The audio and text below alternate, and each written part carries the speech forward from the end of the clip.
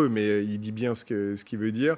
On sent qu'il y a une considération qui est de plus en plus importante de la part de beaucoup d'acteurs. On a vu des queues d'étudiants aller dans certains Emmaüs ou soupes populaires, etc. Enfin, il y a un souci. Mais pourquoi les élus locaux et territoriaux, ils remontent cette information? Parce qu'ils sont vraiment dans le réel.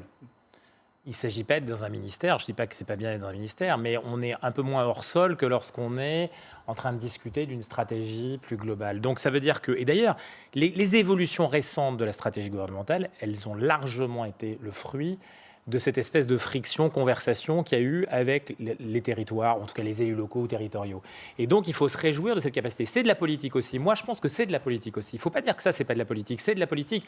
Et certains ont émis depuis les Verts, d'autres ont émis depuis les Républicains, chez les socialistes. Il y a cette capacité, heureusement, que le débat démocratique fait avancer les choses. Et au territorial, il le fait. Rappelons, en plus, on leur a livré la responsabilité terrible, très rapide, d'organiser la vaccination de masse qui n'était pas du tout prévue au casting, au film de ce gouvernement, et ensuite les centres d'appel qui étaient reliés. Et qu'au moment où ils ont organisé tout ça, on leur a dit il n'y a plus de vaccins maintenant derrière. Donc ils sont en première ligne. Ils sont en première ligne à la fois pour remonter les informations. Ils sont écoutés, tant mieux. Si Emmanuel Macron peut saisir cette information et l'intégrer dans une décision politique et finalement faire en sorte que ça soit moins hors sol, moins catégorique, moins général, moins moyenâgeux, c'est tant mieux.